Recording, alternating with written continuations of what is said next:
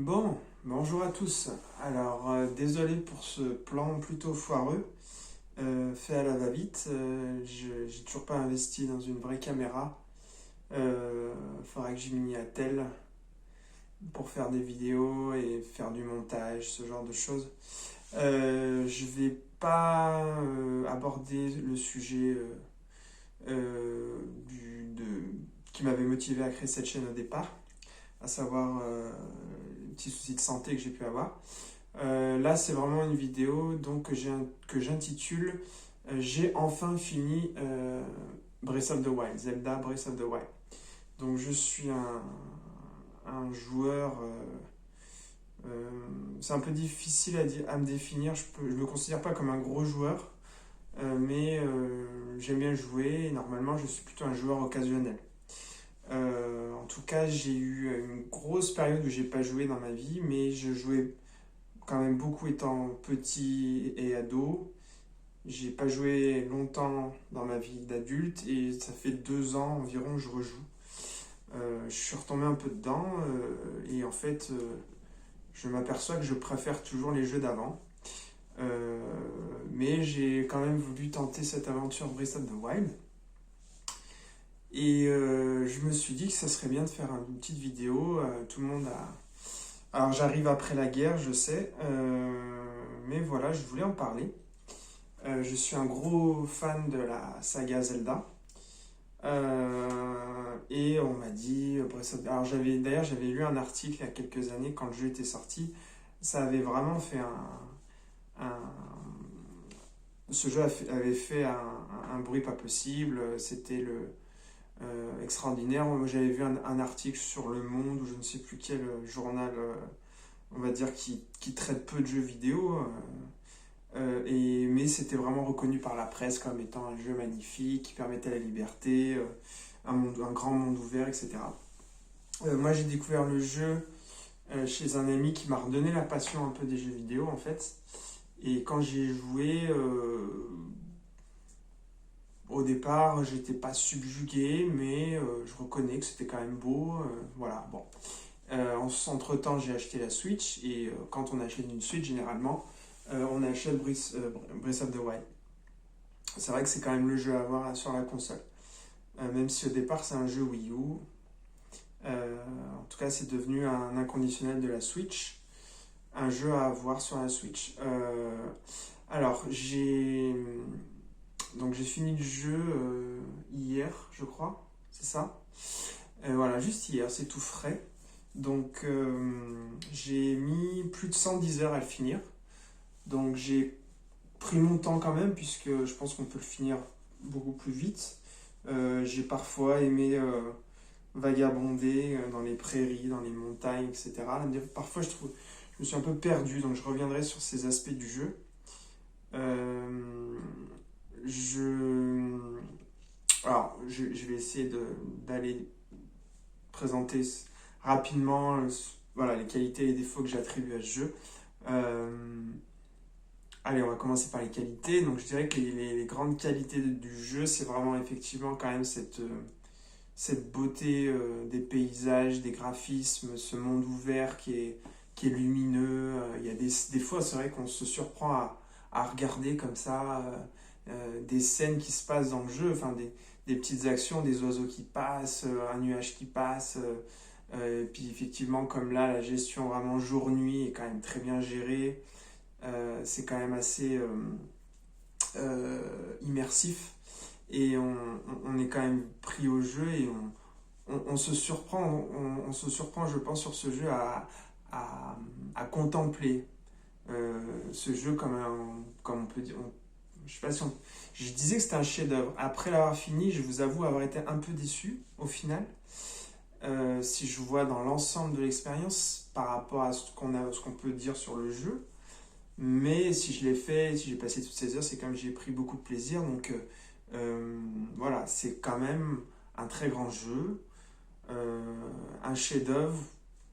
Je ne sais pas si on peut dire que c'est un chef-d'œuvre. En tout cas, c'est une belle œuvre artistique, ça, il n'y a pas de problème. Et c'est vrai on se surprend à la contempler parfois cette œuvre en se disant waouh, ça claque, c'est beau, c'est. et pourtant c'est loin d'être la console la plus puissante du marché, etc. Donc là-dessus, bravo à toute cette équipe qui a fait ce jeu, apparemment sur pas mal d'années, sur 4 ans il me semble, en tout cas on sent qu'il y a eu de la recherche, du travail, etc. Voilà, donc ça c'est vraiment les points forts du jeu, cette liberté, etc. Euh, voilà, une certaine esthétique, une patte qu'a apporté ce nouveau Zelda. Faut reconnaître, il y a quelque chose quand même d'assez puissant. Alors après, je pense qu'il y a quand même deux écoles. Il y a les Zelda purs, les fans de Zelda purs qui ont pu être déçus, et j'en fais un peu partie à cause, donc je vais en venir, j'en arrive au défaut, à cause justement de la faiblesse des donjons, qui sont quand même très frustrants pour un amateur de Zelda. Généralement, Zelda, on aime ou on n'aime pas. Et ce qui fait la différence enfin, le critère qui fait qu'on aime ou on n'aime pas ce jeu, oui, cette saga Zelda en général, c'est ces fameux donjons. Il y a des gens qui n'aiment pas passer des heures sur un donjon, ils trouvent ça ennuyant. Et il y a des gens, comme moi et beaucoup d'autres, qui aiment justement ce principe de donjon. Et dans Breath of the Wild, ils ont complètement changé ce concept. Et donc c'est des sanctuaires avec des petites énigmes plus ou moins bien faites, effectivement. Je vous invite d'ailleurs à voir la vidéo de Edge SNES, que je suis assez assidûment, gros fan de la Super Nintendo comme moi, et j'ai appris pas mal de choses avec lui. Et bon, il y a une analyse un peu dure du jeu, mais là-dessus, je le rejoins un peu quand même sur cette histoire de sanctuaire derrière. Il n'y a pas que nous deux, hein, qui avons ce ressenti. Ça peut être sympa, mais alors, il y a quelque chose aussi de très frustrant pour moi, pour mon expérience. Alors, peut-être que je ne suis pas bon du tout à ce jeu en général. Alors, pour ça, je pense me débrouiller pas trop mal en combat. Je reviendrai sur le mode combat que j'ai beaucoup aimé. Mais voilà, le problème pour moi avec les sanctuaires, hormis le fait que ça peut être un peu ennuyant à l'intérieur, c'est de trouver ces sanctuaires. Alors on a la petite alarme qui vous guide quand vous vous approchez d'un sanctuaire. Il y a un son, une alarme qui sonne, on peut dire. Et plus vous vous rapprochez, plus la fréquence de l'alarme augmente. Donc vous sentez que vous vous approchez comme un radar. Mais en fait, parfois, je comprenais pas. Je tournais, je ne trouvais pas. Alors, il y en a que j'ai trouvé, bien sûr, mais au final, j'ai fini le jeu avec 110 heures et j'ai fait 50 sanctuaires. Alors, 50 sanctuaires, ça me paraît pas moche, mais ça me paraît pas extraordinaire. Je pense il m'a semblé entendre dire qu'il y en avait une bonne 120, une bonne centaine en tout cas. Donc 50 sanctuaires, c'est pas folichon. Et il y en a, mais j'ai passé des fois, mais je tournais, je ne trouvais pas ces sanctuaires et c'était frustrant, quoi. Et il y a aussi les énigmes. Alors, c'est bien, les énigmes, tout ça, mais pareil, des fois, je trouvais que c'était tarabiscoté ou compliqué parce que, je sais pas, alors, être bloqué dans un Zelda, c'est normal. Ça arrive sur tous les Zelda, on a l'habitude.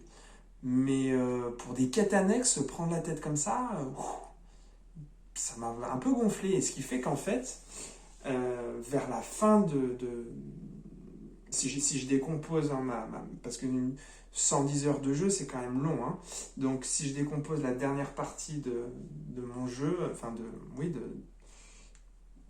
de la fin de mon aventure, si je puis dire, je me suis concentré sur la quête principale. Et j'ai mis de côté les quêtes annexes parce que ça m'a frustré en fait plus qu'autre chose à force.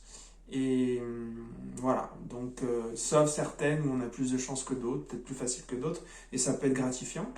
Mais il y a eu un petit peu de frustration de mon côté pour voilà, ces quêtes annexes, ces sanctuaires en général. Et donc j'ai mis ça un peu de côté. J'ai débloqué toute la carte. Donc ça, j'avais pas compris aussi au départ, forcément, qu'il fallait aller dans les espèces de grands phares sur chaque région pour débloquer la zone correspondante sur la carte. Et donc j'ai débloqué toute la carte. Ça, je voulais faire. Ça me plaisait. La conquête j'appelle ça des phares, je ne sais plus comment ça s'appelle exactement. Ça me plaisait. Il y avait un côté conquête de territoire. Puis c'était quand même bien protégé. Voilà, ça, c'était sympa. On est content de débloquer toute la carte. Alors pour moi, la carte, elle est trop grande. Alors il y a des gens qui aiment le grand. J'ai même un ami qui m'a dit que pour lui, c'est jamais assez trop grand. Il l'aurait aimé encore plus grande finalement. Mais moi, c'est trop. En fait, pour moi, c'est trop. Des fois, je m'égarais complètement en fait. Et s'il y a un problème, si je puis dire, avec ce jeu, entre ce jeu et moi, si je puis dire, c'est normalement un Zelda. Quand je mets un Zelda, typiquement A Link to the Past, Zelda 3 sur Super NES, vous le mettez, vous ne décrochez pas. Comme dit Edgenes, c'est fini quoi. C'est fini. Au bout de 30 minutes de jeu, c'est fini. On vous récupère. Si vous accrochez, hein. Bon, après, il y a ceux qui accrochent pas, je pense. J'en connais pas des masses quand même, mais j'ai déjà entendu. Alors, je connais des gens qui ont pas, qui préfèrent les Zelda 3D. Bon, mais bref, normalement, on va dire qu'un joueur de notre génération, des années 80, vous mettez Zelda 3, vous mettez la manette, vous mettez le jeu en route, vous passez 30 minutes dessus, c'est fini. Et vous allez faire. Enfin, vous n'allez pas faire. Vous faites votre vie, bien sûr, mais vous allez jouer. Quand vous avez le temps, vous allez jouer à ce jeu. Vous n'allez pas jouer à 50 000 autres jeux. Vous allez vous concentrer sur votre jeu et pour aller jusqu'au bout de la quête, quoi. Et vous allez penser, si vous êtes bloqué dans un endroit, vous allez réfléchir, mais comment je pourrais faire, etc. Alors que là, non. Breath of the Wild, alors le problème aussi, c'est... Et là, c'est vrai que je décris ça comme si c'était une torture. Non, j'ai pris beaucoup de plaisir aussi. Et des fois, ça va loin, c'est puissant, il y a des émotions fortes. Et c'est ça qui fait aussi, en même temps que parfois, quand je jouais, bah, j'arrivais pas à faire une petite partie, une demi-heure, voilà, sur Breath of the Wild. Quand je jouais, c'est des fois, il fallait que j'ai du temps. Donc si j'avais pas assez de temps, ben non, je préférais pas jouer. Donc des fois, il se passait 1 mois, 2 mois, 3 mois et je jouais pas. Donc j'ai joué de manière assez décousue. Par contre, j'ai eu des parties assez fortes, on va dire, en intensité. Et là, je pouvais passer des fois 3 heures, 4 heures sur le jeu. Et c'est vrai que on passe par plein de choses, on améliore toujours plein de choses, etc. Des objets, des armes et tout. Et c'est vrai que ça peut être qu'on se prend au jeu quand même. C'est gratifiant, on peut améliorer toutes sortes de caractéristiques. C'est très riche comme jeu. Pour moi, c'est presque trop riche. Voilà. Donc, de toute façon, les qualités et les défauts sont liés. Un aspect a toujours l'avantage de son défaut, si je puis me permettre l'expression. C'est-à-dire que, voilà, il y a une grande diversité dans les objets, dans les armes, oui, dans la tenue de Link, dans les armes, etc. Toutes les possibilités qu'il a, les plats, enfin les condiments que vous allez trouver, toutes les actions que vous pouvez faire. Il y a une richesse extraordinaire. Et en même temps, justement, parfois, pour moi, ça peut être une certaine lourdeur. C'est-à-dire qu'il y a trop de choses, en fait. Des fois, moi, c'est ce que j'aime dans les jeux rétro, les vieux jeux. Alors, par exemple, j'ai du mal maintenant à jouer à la Nintendo NES. Sauf Zelda 1, sauf Mario 3, certains grands hits, ça j'y arrive bien encore, mais sinon j'ai beaucoup de mal. Par contre, la génération Super Nintendo, même Mega Drive, là j'ai acheté une Mega Drive Mini, voilà, ça j'y arrive bien à me mettre dedans. Mais j'aimais bien la simplicité de cette époque-là. On mettait le jeu, bam, ça commençait direct, pas de temps de chargement, il n'y avait pas 50 000 items, c'était plus simple finalement, il n'y avait pas 50 000 boutons. La manette de la Super Nintendo, elle est simple, on est bien, on n'a pas à regarder sans arrêt quel bouton. Et sur Zelda Breath of the Wild, au bout de 20 heures de jeu, 30 heures de jeu, 40 heures de jeu pour moi, encore, je regardais, ah c'est quel bouton pour faire ça, et dans la tête on a l'impression que c'est quoi tous ces boutons quoi. Et il y a beaucoup de cartes, beaucoup des photos, beaucoup de choses. Enfin, c'est quand même, je me mets à la place des gens qui sont pas trop dans les jeux vidéo, vous leur mettez le jeu vidéo, mais c'est quand même très compliqué quoi. Alors après on peut jouer de manière plus simple finalement, et alors c'est ce qui est bien dans le jeu, c'est qu'il y a quand même beaucoup de liberté. Vous pouvez faire un petit peu ce que vous voulez. Vous avez la quête principale et vous êtes même pas obligé de faire la quête principale. Au final, vous pouvez vous amuser à faire les petites quêtes parallèles, annexes, et puis faire un peu ce que vous voulez. Si vous voulez passer votre temps à cuisiner, à faire du cheval, voilà, vous pouvez aussi. Donc voilà, pour moi en fait c'est un Zelda un peu un ovni en fait. J'ai envie de dire que c'est un grand jeu, mais alors Si, c'est quand même un grand Zelda. J'allais dire que c'est pas un grand Zelda. Si, c'est quand même un grand Zelda dans la mesure où il a marqué le jeu vidéo, il a apporté quand même quelque chose de fort, vraiment un souffle d'air, on peut dire, le souffle de la liberté, du sauvage, c'est le titre, hein. Donc oui, c'est un grand Zelda, mais c'est pas pour moi, c'est pas le meilleur Zelda, c'est pas la meilleure expérience de jeu Zelda que j'ai eu. Au final, hein, si vraiment je prends l'ensemble, c'est-à-dire que bah, j'ai plus de plaisir sur Zelda 3 et voir sur Ocarina of Time, même s'il a vieilli, il y a une ambiance dans Ocarina of Time qui est extraordinaire, qu'on retrouve pas, il y a pas cette chaleur.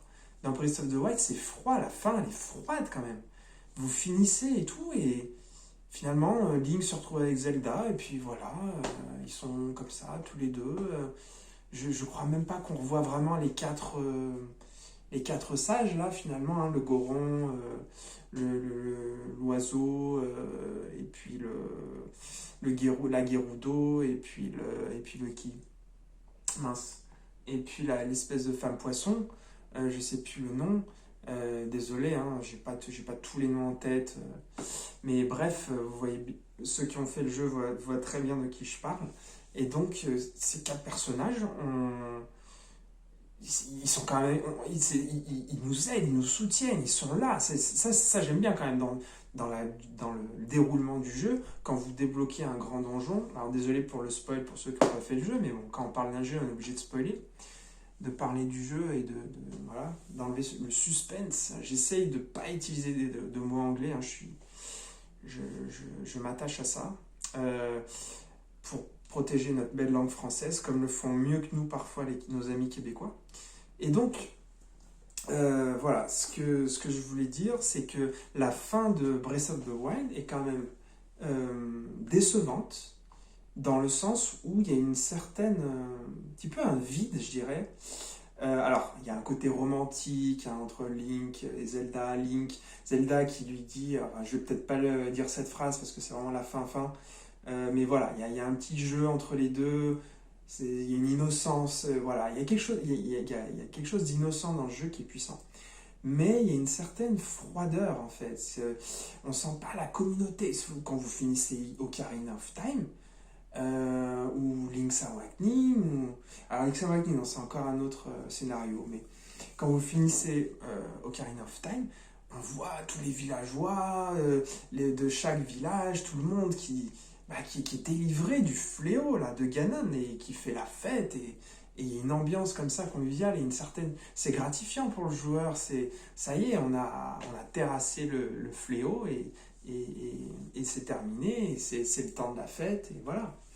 Et il n'y a pas ça. Alors, est-ce que c'est mon côté vieux con qui dit que voilà, je me réfère au vieux Zelda et je veux qu'il y ait toujours le même schéma, pas de changement. Moi, j'ai trouvé qu'il manquait un petit peu de chaleur, un petit peu de, voilà, une petite convivialité à la fin. Alors après, techniquement, c'est très beau, la fin aussi est très belle. Le combat final, alors oui, le combat final, j'ai envie d'y revenir un petit peu. Le combat final avec Ganon, alors j'ai réussi, la première partie, j'ai réussi du premier coup. Je me suis surpris, c'était épique, alors... Les combats dans ce jeu peuvent être extrêmement épiques et sont géniaux. Le système de combat de ce jeu, alors je connais assez peu de jeux modernes et j'ai eu un grand trou dans mon histoire de joueur. J'ai arrêté d'acheter les consoles à partir de Nintendo 64, je l'ai eu, et après j'ai arrêté d'acheter. Donc j'ai joué un petit peu à la GameCube, machin, à l'Xbox, mais après je suivais plus, je jouais comme ça occasionnellement chez des amis, et pendant des années j'ai complètement... mis les jeux vidéo de côté dans ma vie, ça. Je m'y intéressais plus, etc. Et donc, je m'y suis remis il y a quelques années. Et donc, j'ai conscience qu'il y a plein de jeux que je n'ai pas connus, etc. Et donc, peut-être que le système de combat de Zelda n'est pas si révolutionnaire que ça. Pour moi, c'est révolutionnaire, mais je sais pas. Je sais qu'il y a eu des inspirations quand même pour ce jeu. Voilà, donc faut voir. Mais en tout cas, ils ont super bien mis en place la chose pour la licence de Zelda. Et les combats sont géniaux. Franchement, les combats sont géniaux. Par contre, les ennemis, alors ça, on peut en parler, du bestiaire, comme on dit.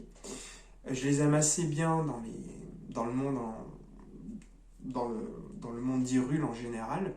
Par contre, dans les donjons, alors c'est souvent, dans les sanctuaires, c'est souvent, comment on appelle ça là, c'est archéonoïque, je sais plus le mot exact, enfin c'est une espèce de machine du futur, du passé, du futur, cette technologie, enfin ce sont des robots quoi. Hein. Bon bah ces robots, c'est un petit peu lassant quand même, un petit peu toujours pareil, mais et ils sont quand même bien puissants. À force, on sait y faire, on sait comment faire. Bon, et il y a un certain côté, il peut y avoir un côté épique quand même avec eux, un côté, j'ai envie de dire destroy. J'aime pas utiliser le mot anglais, mais voilà, un côté, il vous charge, il vous envoie des lasers, en veux-tu, en voilà, il a une barre d'énergie comme ça. Et vous êtes là à esquiver comme vous pouvez avec vos petites armes au départ. Donc il y a un petit côté sympa aussi. Mais ça reste des robots quoi. Zelda contre des robots tout le temps, c'est spécial. Voilà, c'est un parti pris. C'est un parti pris sur Zelda. Moi, je suis pas forcément très fan de ce parti pris. Voilà. Et pour après les boss, oui, les boss, je vais pas dire les chefs, hein. Pour les boss, les monstres, les boss finaux des grands donjons. Alors là, par contre, pour le coup, c'est quand même toujours des espèces d'esprits qui volent. Alors, ils sont puissants, ils vous donnent du fil à retordre, les combats sont épiques, mais graphiquement parlant, je suis pas. Le style artistique des boss de Breath of the Wild, moyen quoi. Alors, les Linel, ça va. Les Linel, alors, ils sont trop puissants, ils vous défoncent.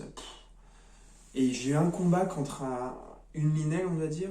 Un Linel, une Linel, on va dire, qui m'a frustré, mais alors, si on était dans les jeux à l'ancienne, je sais pas si ça fonctionnerait comme ça. Et c'est vrai que les jeux à l'ancienne étaient punitifs. Mais alors là, pour le coup, j'ai trouvé ça trop punitif. C'est-à-dire que je me suis retrouvé, là, c'était dans le nord, c'était dans des zones enneigées. Et je me retrouve face à une Linel. Et super costaud, si vous connaissez le jeu, vous savez très bien. Mais là, j'ai utilisé tout ce que je pouvais, j'ai tous mes boucliers, il m'a tout cassé.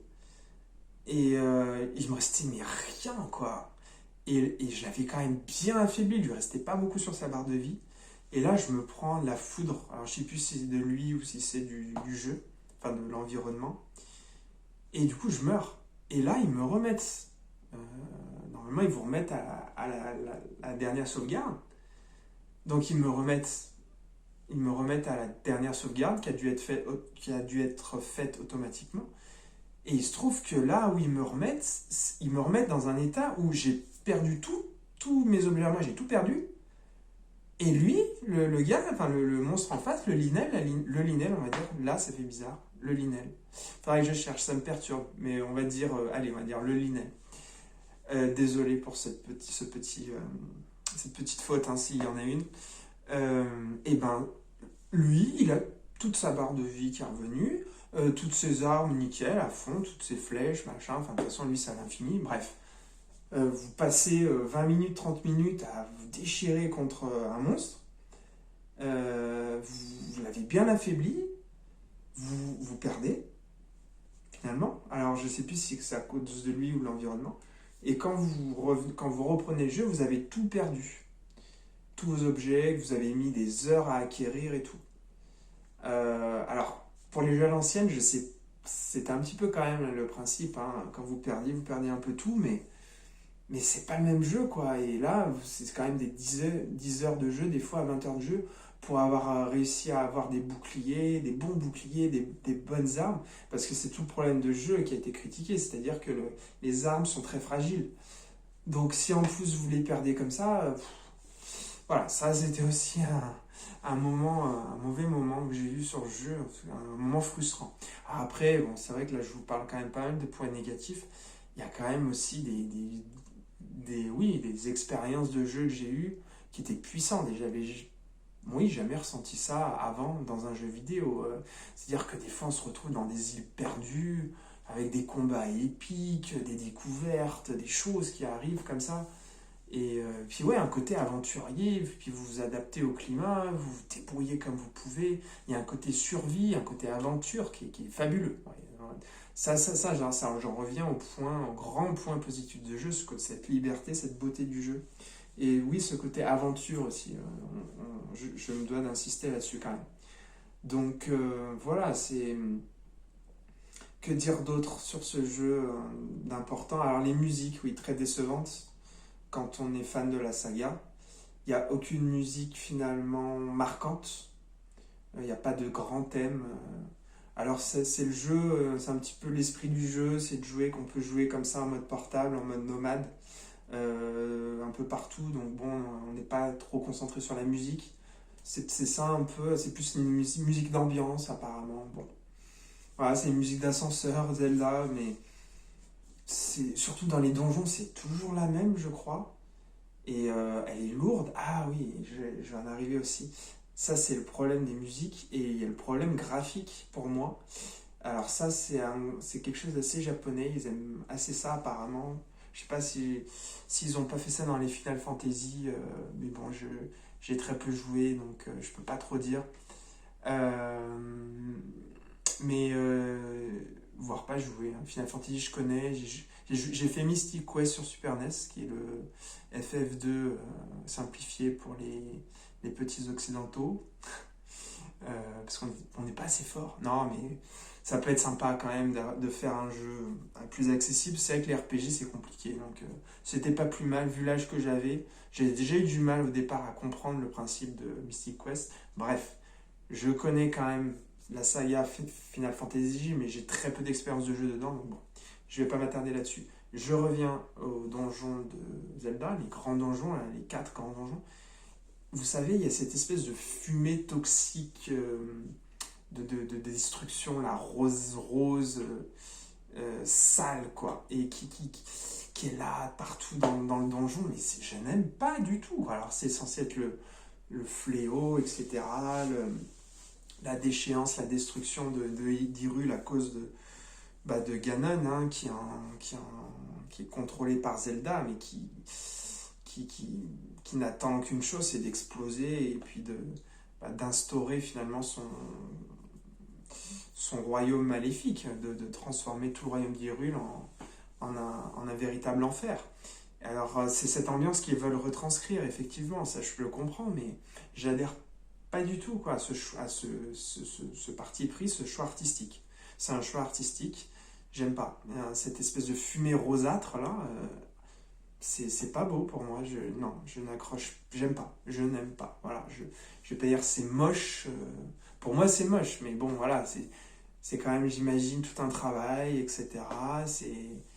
C'est un jeu, mais quand j'ai déjà programmé un petit jeu, mais vraiment un petit jeu tout pourri, quoi, tout simple. C'est j'avais passé des week-ends pour faire un petit jeu comme ça. Breath of the Wild, les gars, c'est des équipes de développeurs spécialisés chacun, machin, 4 ans de développement, enfin c'est de la folie, c'est un travail monstre. Mais quand je vois le jeu, mais je me dis, mais c'est vrai, là on est là à critiquer, à dire j'aime pas ci, j'aime pas ça. C'est facile, les gars derrière, il y a eu quand même beaucoup de boulot. Mais voilà, il y a des choses, j'aime moins, je préfère le style, le château par exemple dans Ocarina of Time, le château à la fin là, quand vous savez que votre mission c'est d'aller, c'est de tuer Ganon, c'est de détruire, de mettre fin aux agissements de Ganon. Vous entrez dans le château, bon, vous avez toutes les étapes préalables à faire, etc. Et puis après, quand vous commencez à monter d'étage en étage, vous sentez la pression qui monte. Il y a une intensité. Je ne sais pas si vous vous rappelez, pour certains, mais parce que je l'ai fini il y a 2 ans, en fait, en version japonaise. C'est marrant, parce qu'Ocarina of Time, je ferai peut-être une vidéo là-dessus, mais c'est un jeu auquel j'ai joué il y a quelques... Enfin, j'ai vu la Nintendo 64, et j'attendais le Zelda, j'avais acheté Ocarina of Time, et j'avais beaucoup aimé à l'époque, mais je ne l'avais pas terminé. Et j'étais bloqué, et j'avais laissé tomber, et puis les jeux vidéo, ça m'intéressait de moins en moins, et voilà. Finalement, je l'ai repris. Alors, c'est marrant parce que le nom, c'est Illusion of Time. Pardon, le lapsus. Ocarina of Time, et il y a une notion de temps, etc. Et donc, finalement, je l'ai fini des années après, il y a 2 ans. Alors, quand vous montez cet escalier-là, mais il y a une ambiance, mais entre la musique, graphiquement aussi, là, alors je sais plus, je crois que les marches elles sont noires et blanches, et vous tournez comme ça dans ce couloir qui monte, et il y a une ambiance, et c'est prenant, il y a une pression qui monte. Vous savez que vous allez affronter Ganon, vous savez que ça va être difficile, et voilà, vous savez que vous êtes à la fin du jeu, à la fin de votre aventure, et il y a quelque chose de puissant qui vous prend. Et pourtant, Dieu sait si la Nintendo 64, avec ses gros polygones, c'est pas beau quand même, d'une manière générale, ça a mal vieilli. Mais même maintenant, vous remettez cette scène-là, mais ça vous prend au tripes. Si vous faites l'aventure sérieusement du début à la fin, ça vous prend au tripes. Et Breath of the Wild, le château, il est bien fait, hein, attention, il est super bien fait. Mais je sais pas, c'est pas la même intensité.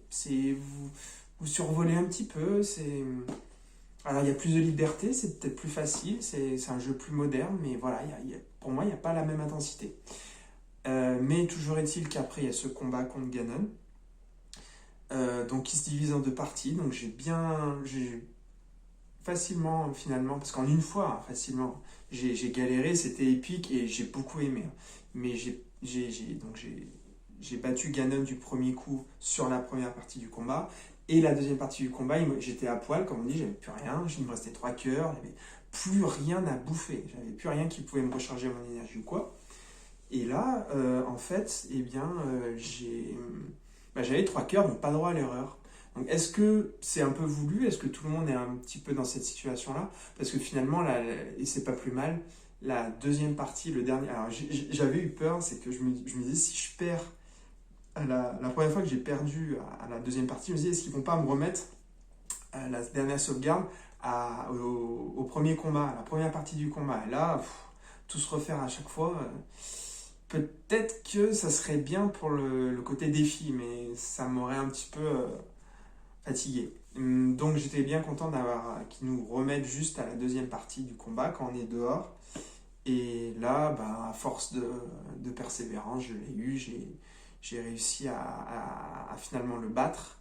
Et j'ai vu la fin du jeu. Et donc là, vous finissez le jeu. Et alors pour le coup, c'est pour tous les Zelda. Quand vous finissez un Zelda, le monde comme il est libéré, là, le royaume d'Hyrule, vous voudriez peut-être jouer en mode tout est beau, tout est libéré, il n'y a plus de problème. Mais non, ils vous remettent toujours alors oui, je vais terminer ma phrase quand même. Ils vous remettent toujours avant finalement le combat de Ganon. Donc Ganon si vous voulez rejouer, si vous voulez à votre partie une fois que vous avez fini le jeu, c'est comme si le jeu n'était pas fini puisque Ganon il est toujours là. Donc si vous pouvez encore aller le combattre encore et encore.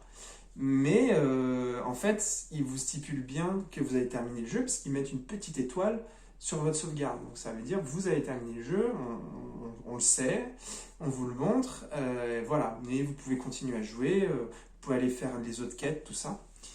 Et vous avez un pourcentage. Alors ça, j'ai vu ça sur des forums, je l'avais pas vu, et j'ai vu il y a un petit pourcentage en bas à gauche quand vous allez dans... Alors, il faut sortir du château, il faut être dans la carte en général. Vous appuyez sur moins, donc vous ouvrez votre carte, et là, en bas à gauche, vous avez la température, l'heure et un pourcentage. Une fois que vous avez terminé le jeu, et que vous avez battu Ganon une fois, au moins. Et donc, je vois 100%, je me dis, waouh, j'ai terminé le jeu à 100%, je suis trop fort. Mais avec tout ce que j'ai pas fait, c'est bizarre. Puis je lis bien le truc, et je vois bien à gauche, 15,75 sur 100%. Voilà, donc j'ai terminé le jeu à seulement, au bout de plus de 110 heures de jeu, à 15,75%. Alors, s'il faut aller ramasser toutes les poules perdues et les trucs comme ça, c'est bon, quoi. Oui, alors ça, c'est une anecdote. Alors, c'est un petit peu pour chambrer, mais l'histoire des poules, là. Quand sur Ocarina of Time, on vous demandait d'aller chercher les poules, c'était pour avoir un flacon. Et dans le flacon, vous mettiez une fée. Et la fée, ça vous ressuscitait. C'était puissant. Vous mettiez une potion. Les potions rouges, potions vertes, et potions bleues, etc. C'était un élément primordial dans votre quête d'avoir des bocaux. Je pense même que pour certaines choses, vous étiez obligé d'avoir pour réaliser certaines choses, il vous fallait absolument un bocal. C'était pas forcément une question de se recharger en énergie ou en magie. C'était pour transporter des objets, des choses, etc. Donc c'était un objet. Voilà, vous passiez du temps à récupérer les poules, c'était pas pour rien. Et là, ils reprennent la même idée des poules. Et qu'est-ce qu'ils vont vous remettre 50 rubis.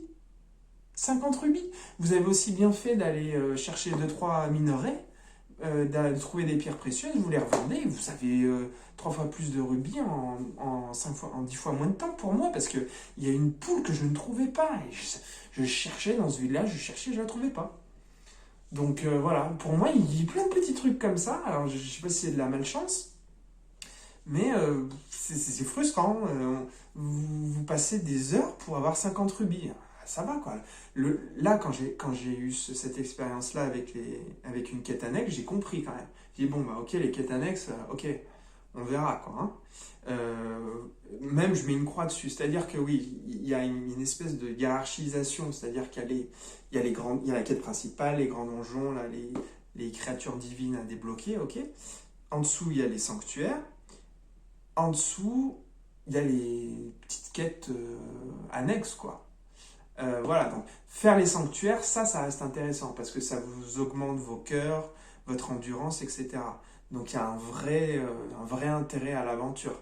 D'ailleurs, alors peut-être que je spoil trop, mais ça va être très important d'avoir un certain nombre de cœurs pour pouvoir, en termes d'armes, pour récupérer euh, une arme en particulier. Bon, je ne vais pas dire laquelle pour pas dévoiler tout le jeu, parce que il y a peut-être des gens qui vont regarder cette vidéo qui n'ont jamais joué à ce jeu. Et voilà, c'est un jeu quand même qui est beau, il y a des scènes magnifiques, les cinématiques sont parfois vraiment bien.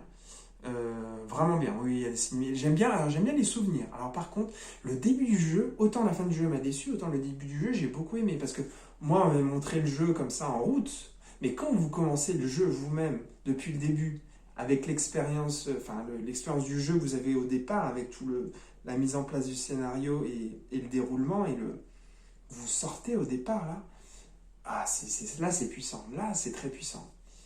Peut-être que j'ai pas fait le jeu dans le bon ordre, mais comme c'est un jeu où c'est la liberté qui prime, il n'y a pas d'ordre au final, donc c'est vrai que le début du jeu, elle est grandiose.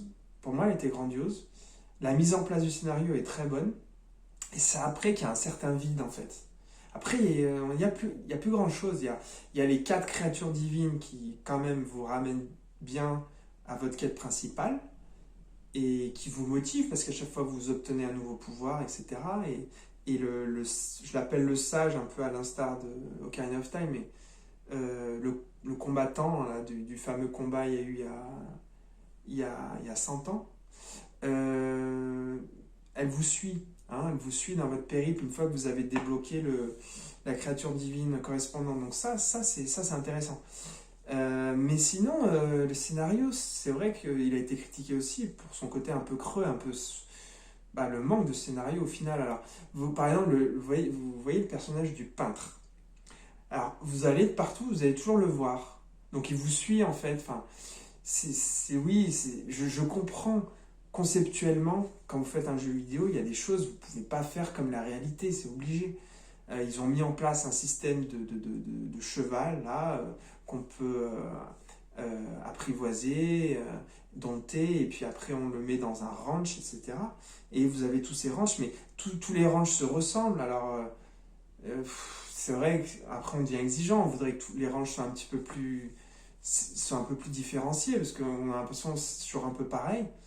Et il y a une certaine froideur aussi, je trouve, quand vous allez louer votre cheval. On n'a pas l'impression que c'est vraiment vos amis, quoi, parfois. Il y a quelques personnages attachants, mais au final, moi, c'est plutôt les 4 sages que j'aime bien. Vous sentez qu'ils sont là pour vous aider, et même s'ils vous prennent un peu de haut pour certains au départ, ils sont derrière vous, et voilà, on ne se sent pas seul avec eux. Par contre, les personnages que vous rencontrez en général, c'est un peu froid, ouais, c'est un peu froid. je sais pas, il me semble que dans les vieux Zelda, il y avait plus, vous vous sentiez plus soutenu, peut-être une attache, je sais pas. Peut-être que je suis pas objectif, peut-être qu'il y a la nostalgie là, sur ce point-là. Voilà, donc j'ai conscience, je suis quand même assez critique sur le jeu, et qui pourtant est un très bon jeu, c'est clair. Non, c'est un super jeu. Si vous avez la Switch, il faut foncer, il faut jouer et finir Breath of the Wild.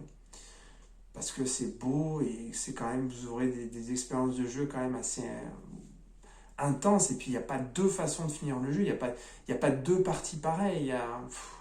Puis on découvre toujours des choses. Ah ben en fait ça on peut faire comme ça. Ah puis là quand vous êtes dans cet environnement-là, il y a ça qui change. Et il y a un réalisme quand même, la physique. La physique est à applaudir. La physique de ce jeu, moi j'avais jamais vu ça. Alors c'est vrai que j'ai un grand vide dans mon expérience de joueur, puisqu'il y a eu toutes ces années durant lesquelles j'ai pas joué et j'ai connu très peu de jeux modernes. Mais faut reconnaître quand même, dans Breath of the Wild, la physique du jeu est extraordinaire et vraiment est prenante. Et des fois, vous vous observez, pardon, vous regardez ce qui se passe, vous dites waouh, il y a les rochers qui tombent, mais ils tombent vraiment, ça continue, ça. Je sais pas, il y a quand même un souci du détail dans ce jeu qui est hallucinant. Qui est hallucinant et ça en fait un grand jeu. C'est vrai que j'entendais Conquerax, dont je suis bien les vidéos, qui disait que la marque des grands jeux, c'est quand vous surprenez à le contempler voilà, dans son ensemble, à regarder à droite, à gauche. Et c'est vrai, Breath of the Wild, ça arrive très souvent, donc c'est un grand jeu, il n'y a pas de problème de ce côté-là. Après, est-ce qu'il mérite le 20 sur 20, etc. Est-ce que c'est le meilleur Zelda, tout ça? Là, moi là-dessus, non. Moi là-dessus, non. Je lui trouve quand même des défauts et de toute façon, rien n'est parfait. Et puis, pour moi, le Zelda, avec le recul, le meilleur Zelda, le Zelda qui vieillit le mieux, le Zelda, vous prenez, vous jouez, il n'y a pas de chichi, c'est paf, c'est carré, c'est parfait presque. C'est Zelda 3 sur Super Nintendo. Graphiquement, ils ont fait un choix artistique, les gars. Il est imprenable. Même encore maintenant, il est beau. Regardez le remake de Link's Awakening. C'est un parti pris qui va plaire aux jeunes, mais pas aux vieux, quoi. Pas à ma génération. Nous, on aimait bien le style manga, on aimait bien le style. Mais pas les styles pâte à modeler comme ils font maintenant, quoi. Ça, je l'ai fini, hein, Link's Awakening, le remake. Il est bon, il est bien. Ils ont quand même bien bossé leur bébé. Mais il n'est pas extraordinaire, il n'est pas. Graphiquement, c'est un parti pris qui déçoit au premier abord. Et alors, il y a des mondes que j'ai mieux aimé que d'autres. Il y a tout ce qui est. L'eau est très bien faite dans Link's Awakening, le remake. Mais bref, c'est pas le sujet de la vidéo. Voilà, donc je crois que j'ai fait le tour de Breath of the Wild. Si je devais lui mettre une note, là, comme ça, à chaud, entre 16 et 17, parce que c'est quand même, pour l'effort du jeu et quand même la prise de risque et quand même les émotions que j'ai pu avoir. Alors, il y a eu la frustration, mais il y a aussi beaucoup surtout avec le système de combat qui est super bien fait, qui est épique. Et il y a un côté, vous mettez pause, vous changez ceci, vous changez cela, vous personnalisez. Et ça a un côté justement très tour par tour. Alors autant, c'est contradictoire, je n'aime pas trop le tour par tour, mais autant dans Breath of the Wild, le côté stratégie dans les combats, vous n'allez pas utiliser, vous allez utiliser plutôt cette arme plutôt qu'une autre, contre tel type de monstre, tel pouvoir, etc. L'analyse, elle est quand même vachement poussée et c'est génial. Et vous transpirez, j'ai les mains qui en sueur et vous êtes là, vous prenez vos recettes et tac. Non, le système de combat, il est fabuleux, ça, il n'y a pas de souci. Donc, 17, bravo quand même pour le développement de ce jeu. Et moi, j'attends pas mal de la suite. J'espère qu'ils vont corriger tous ces défauts que je vois pour le 2. Autant je sais qu'il y a des gens qui n'attendent pas vraiment le 2 finalement parce qu'ils pensent que ça va être trop sombre comme atmosphère, alors que c'est vrai que le premier opus, il est très lumineux au final. Enfin, très lumineux. ça se discute, hein, parce que justement avec cette ambiance-là rosâtre, du fléau, tout ça, bon, c'est pas si lumineux que ça, mais globalement, quand vous êtes dans les prairies d'Hyrule, c'est lumineux. C'est vert, c'est chatoyant, etc. Donc c'est, voilà. Mais, et donc le 2 a l'air beaucoup plus sombre, un petit peu à l'image d'un Majora's Mask. Mais moi, je l'attends ce 2 justement pour voir les améliorations, parce que il y a des choses, il y a des partis pris dans Breath of the Wild. Pour moi, on sort un petit peu de l'univers Zelda et voilà, j'attends des vrais donjons, des vraies musiques, comme on a pu en avoir avant, quoi. Et voilà, donc j'attends et je suis content, enfin, je voulais finir le 1 avant qu'il sorte le 2, j'avais un petit peu cette pression. Je sais que j'arrive après la guerre, hein, le jeu il est sorti en 2017 sur Wii U, je crois, au départ. Enfin, ça je le sais, mais en 2017, il me semble. Donc voilà, le jeu il a quand même déjà 3 ans. Et je pense que la plupart des fans de Zelda l'ont fini à belle lurette. Mais ben, moi j'ai pris mon temps et je suis content d'avoir fini. Et j'attends le 2 et on verra ce que ça donnera. Voilà, donc je vous remercie d'avoir suivi cette vidéo assez longue. Ça peut être un peu long quand même pour la critique d'un jeu comme ça. 45 minutes, 46. Voilà, bah écoutez, si vous avez suivi jusqu'au bout, merci. Vous pouvez mettre un pouce vers le haut ou pas. Et puis, de toute façon, je ne pense pas qu'elle sera très vue pour l'instant cette vidéo, mais peut-être dans l'avenir. Allez, au revoir et portez-vous bien. Et je vous dis à bientôt pour une prochaine vidéo.